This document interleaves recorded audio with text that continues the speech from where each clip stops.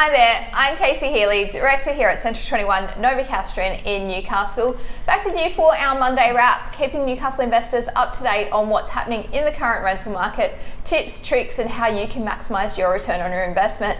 Nicole joins me this morning, our investor consultant. Morning, Nick. Morning.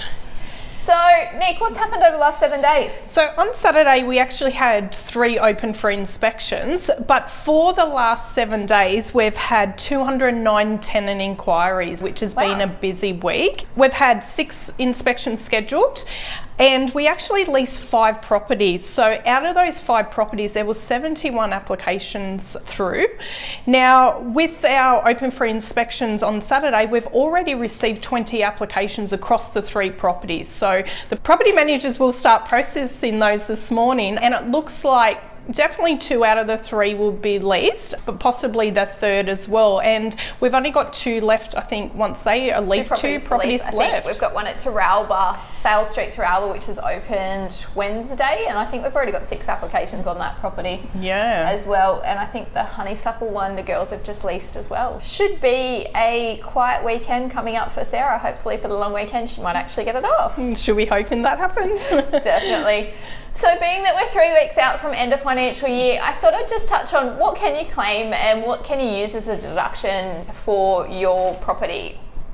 So some of the basics are obviously your accountant's fees, advertising and agent's fees, bank charges, any strata fees, water rates, council rates, so your outgoings for the property, any borrowing expenses. Now, if you've also purchased the property in this financial year and you've paid, say, a 20% deposit, you can actually claim the interest component and claim that deposit back through your tax return as well. Any legal costs, so your conveyancing fees that you paid when purchasing the property, any mortgage discharge expenses, any mortgage insurance if you've got mortgage insurance on the property, as well as your standard insurances, your building, your contents and your landlord insurance.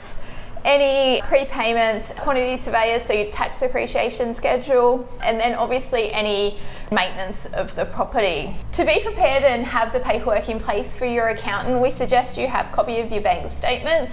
And I always suggest to use your offset account as your in and outs for your property. So your rental income comes into that account, and then anything you pay yourself that the agent doesn't pay, say that's your insurance or body corporate fees, or even if you pay your own water or rates, have that coming out of that same account. So come into financial year, you print off your 12 months worth of statements and it's got your in and outs for all of your properties. Also your statement of income, so your end of financial year statement that your property manager will provide, any invoices and receipts, and your tax depreciation schedule. So be aware with your tax depreciation schedule, the quantity surveyors are a little bit busy at the moment, but you can still have that report done, ready to claim for this financial year.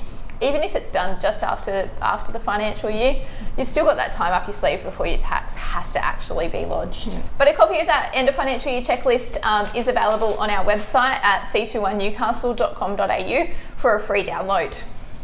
So that's all for this week's Monday wrap. If we can help you, if you've got an investment property, if you're looking to purchase and you want an unbiased appraisal, reach out to us in the early stages and we can work with you to secure that property, understand your investment strategy and help you along the way to secure financial freedom through property. I'm Casey Healey, Director here at Central 21. And I'm Nicole Hall, Investor Consultant within our agency. We'll talk with you next week. Bye. Bye.